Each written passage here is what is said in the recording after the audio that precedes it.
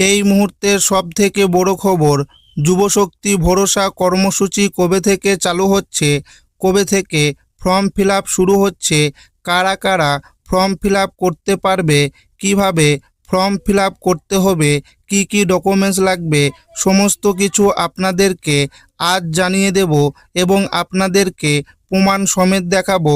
তাই ভিডিওটি প্রথম থেকে শেষ পর্যন্ত দেখবেন এবং আপনি কোন জেলা থেকে দেখছেন অবশ্যই কমেন্টে লিখে জানাবেন। আগস্ট মাসেই শুরু যুবশক্তি ফর্ম ফিল আপ, এইমাত্র মুখ্যমন্ত্রীর বিরাট ঘোষণা। বাজেটে প্রস্তাব দেওয়া হয়েছিল 21 থেকে 45 বছর বয়সী যোগ্য শিক্ষিত বেকার যুবকদের মাসিক ভাতা দেওয়ার উদ্দেশ্যে অক্টোবর 2026 থেকে যুবশক্তি ভরসা কর্মসূচি চালু করা হবে। এই স্কিমে গ্র্যাজুয়েট বেকারদের জন্য মাসে 3000 টাকা, অন্যদের মাসে 2000 টাকা ভাতা দেওয়া হবে। এই কর্মসূচি যে সকল পরিবারের আয় মাসে 1 লক্ষ টাকার কম এবং যারা অন্য কোনো সামাজিক সুরক্ষা প্রকল্পের সুবিধা পাচ্ছেন না সেই সব পরিবারের প্রার্থীর জন্য প্রযোজ্য হবে। এবার প্রশ্ন হলো, কবে থেকে ফর্ম ফিল আপ শুরু হবে? বিভিন্ন মিডিয়াতে দেখানো হয়েছিল জুলাই থেকে শুরু হবে, তবে শুরু হয়নি। আগস্ট মাসের 3 তারিখ হয়ে গেলেও কোনো রকম নোটিশ এখনও আসেনি।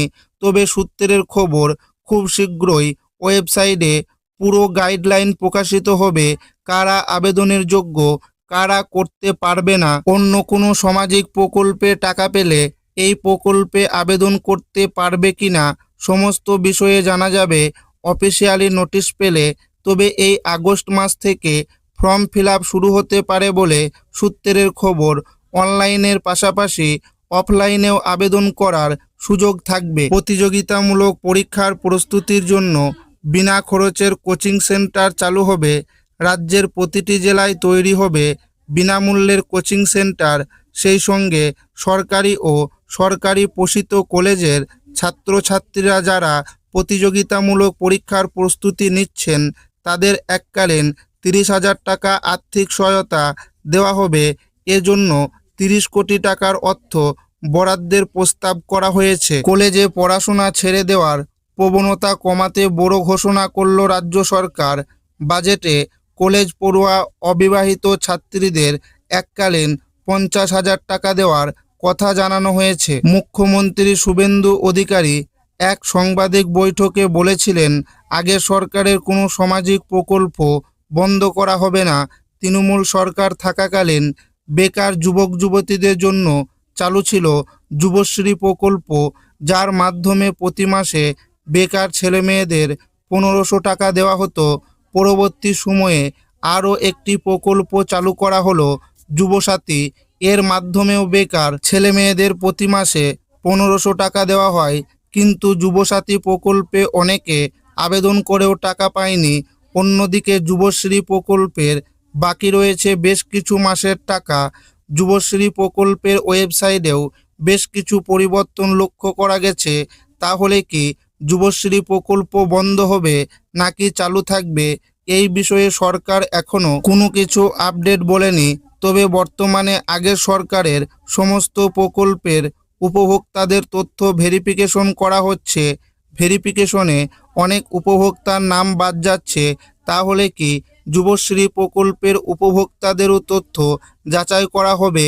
এই নিয়ে এখনও কোনো আপডেট জারি করা হয়নি। আবেদন করতে কি কি ডকুমেন্টস লাগবে মুখ্যমন্ত্রী শুভেন্দু অধিকারী জানিয়েছেন, খুব শীঘ্রই অফিসিয়াল নোটিফিকেশন দিয়ে জানানো হবে এই প্রকল্পের বিভিন্ন শর্ত, কি কি ডকুমেন্টস লাগবে, কারা কারা আবেদন করতে পারবে, সমস্ত বিষয়ে।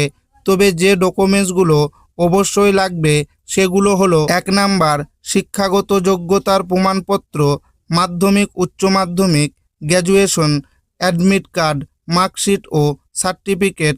2 number SC ST OBC certificate যদি থাকে। 3 নাম্বার আবেদনকারীর রেশন কার্ড। 4 নাম্বার আবেদনকারীর ব্যাংকের পাসবুক ডিবিটি লিঙ্ক থাকতে হবে। 5 নাম্বার পারিবারিক আয়ের প্রমাণপত্র। 6 নাম্বার আবেদনকারীর ভোটার কার্ড। 7 নাম্বার আবেদনকারীর আধার কার্ড।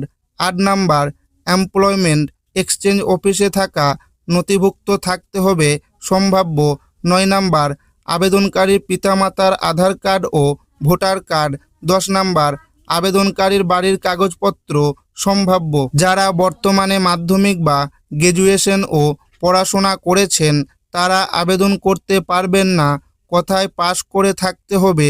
যাদের এসআইআরে ভোটার লিস্ট থেকে নাম বাদ গেছে তাদের টাকা দেওয়া হবে না, তবে যাদের নাম ট্রাইব্যুনালে রয়েছে এবং যারা সিএ এর জন্য আবেদন করেছেন তারাও সরকারি সুবিধা পাবেন বলে জানানো হয়েছে।